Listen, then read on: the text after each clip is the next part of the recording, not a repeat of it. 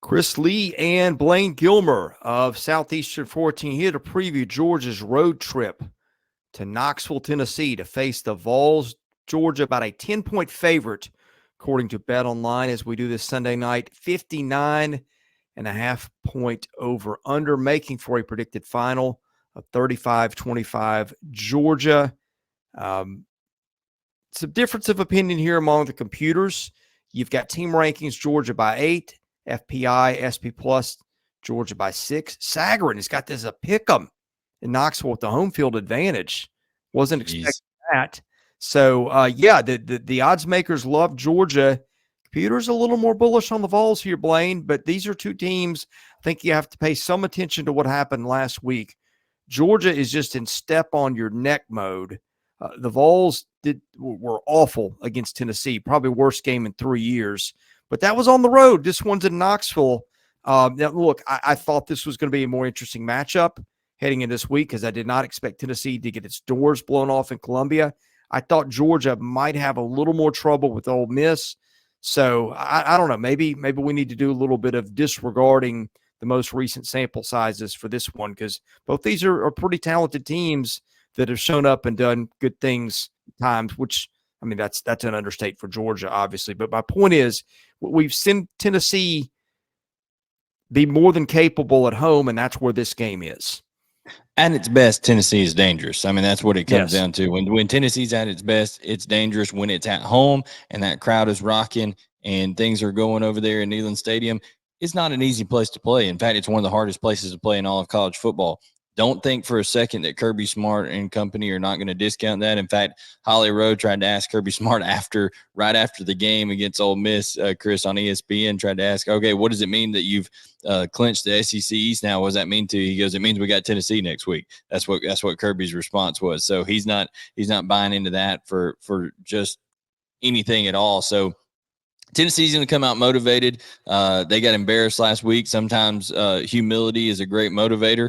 So they'll come back out ready to play. And then you got Georgia, who has to go on the road, a tough environment. And, you know, they've had their issues in some tough environment earlier this year, struggling at Auburn, things like that. So we'll see how this one plays out, and excited to break it down.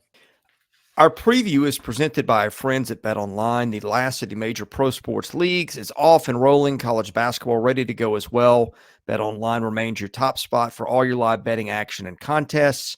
NFL, college football, UFC, NHL, all in full swing. BetOnline is your number one source for wagering news, odds, trends, and predictions. All the hoops betting action, along with every sport available at your fingertips with both desktop and mobile access at any time.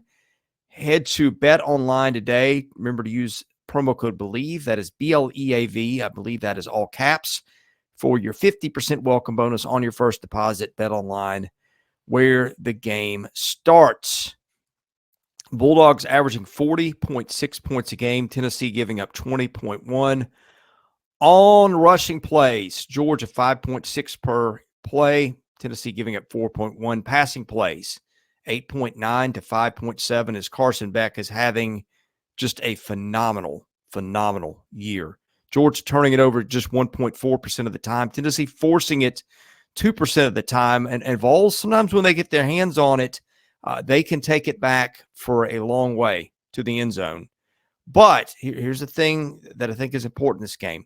Tennessee's done a lot of that damage on sacks. It's gotten 33. Georgia has given up just 9 sacks all year.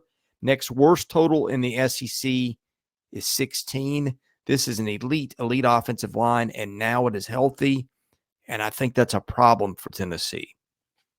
Yeah, Amarius Mims came back, so what that allowed them to be able to do, Georgia pronouns there, what that allowed Georgia to do is that allowed them to rotate 3 tackles, okay, and 3 guards throughout the game.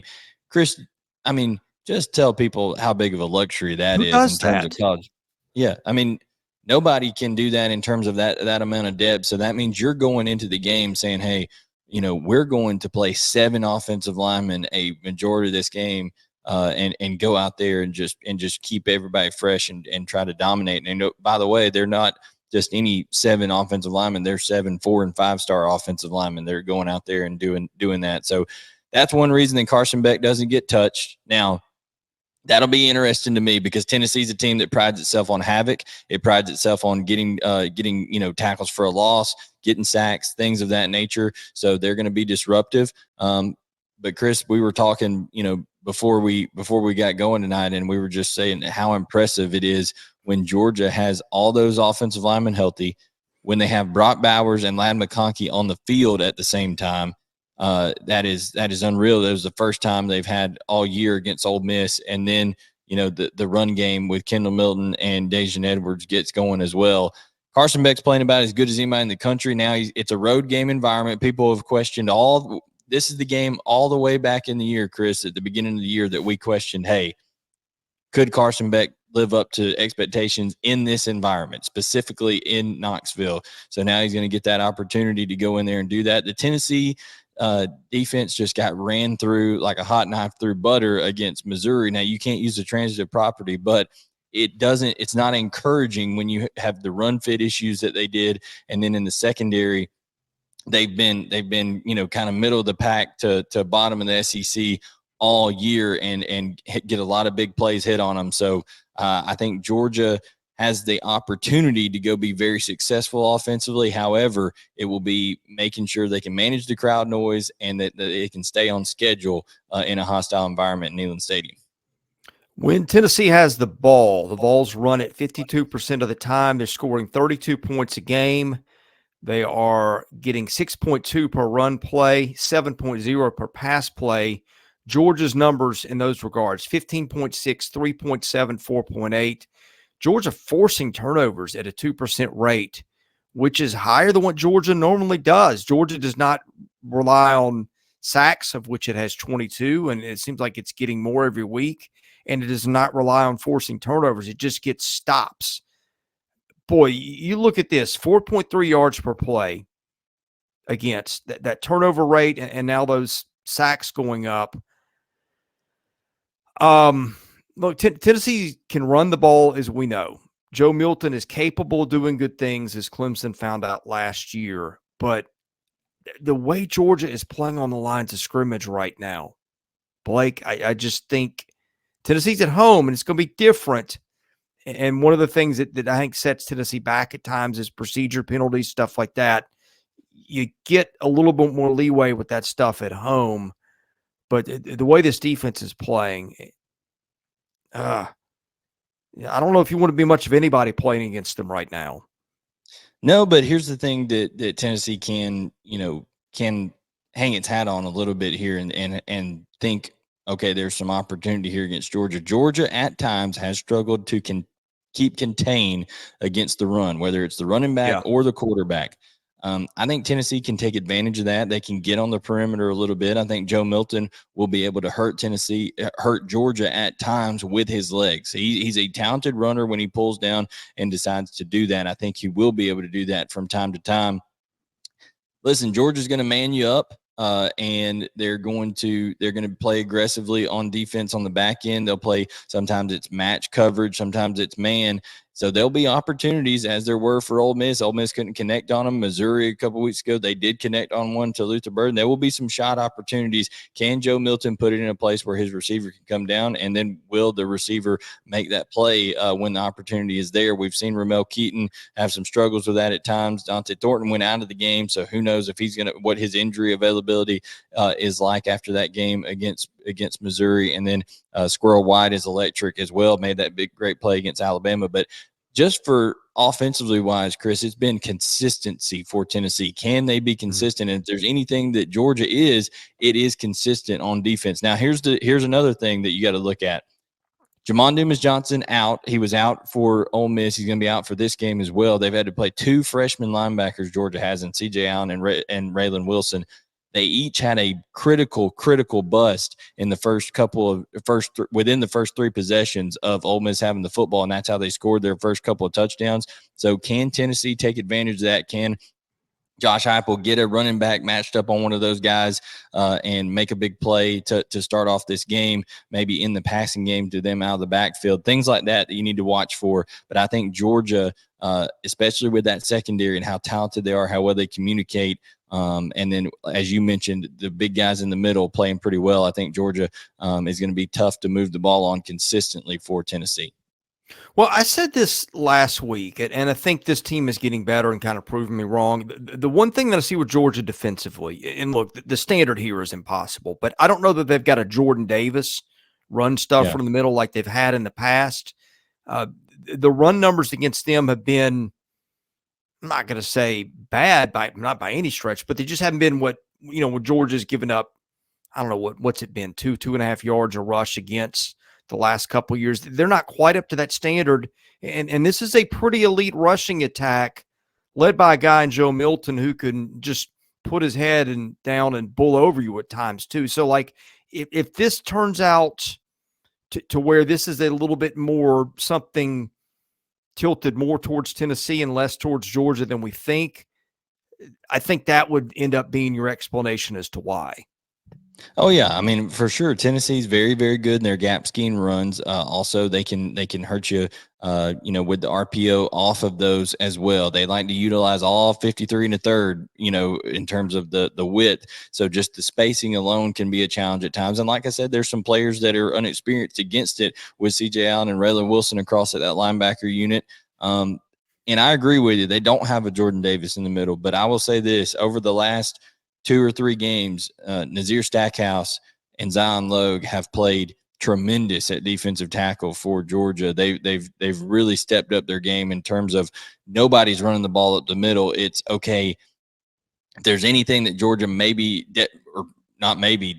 is not that they've been the last couple of years, it's the speed sideline to sideline in terms of being able to they like to spill everything to the sideline, say hell-bent determined not to let anything go up the middle and then spill everything towards the sidelines because they've had the speed to rally to the ball and fit with safeties. So I think that's a little bit lacking as it was the last couple of years. However, they're still solid against the run. You saw Quinshon Judkins held to 75 yards rushing against them. So I think Georgia will be solid enough. And, I know you're going to get into special teams here before we do our prediction. I don't want to jump the gun. Well, Georgia ranks 8th in the country on special teams, according to SP+. Tennessee ranks 32. So both pretty good units. Tennessee has been known to run punts back for touchdowns with D. Williams too. And I think Georgia's got an edge in the kicking game. Field goal kicking, as I recall, has been pretty good. Brett Thorson, has he not had a punt returned all year? Is that what I heard the other night? Coming into the Ole Miss game, he had not had one punt return yard on him. Not one punt return yard. So, yeah, that's impossible. Of course, when you don't punt much, that helps. But in any case, penalties. Boy, much has been made of penalties on Tennessee's side. 73 yards a game. That is the most in the conference. Probably helps a little bit being at home. Some of those are procedure penalties and stuff called on the road when you can't hear yourself think. Georgia getting penalized just 42 yards a game. So in addition to being extra talented, the Bulldogs are very disciplined. That's one of the top, I think, 2 or 3 figures in the league. So it's another place where the matchup seems to tilt in Georgia's favor. I'll be honest. A week ago, I said I wanted to see how Tennessee handled Missouri because I thought if Tennessee won that game, the Vols would have a ton to play for. And not that Tennessee could not win this game in Knoxville anyway, but I thought, okay, that set up under that scenario where Tennessee is playing for it's a big long shot, but it's a shot at the playoff. If not maybe a New Year's Day bowl, something like that. That third loss took a lot of the wind out of Tennessee's sails. Georgia continues to get better. I thought last week I might be picking the Vols.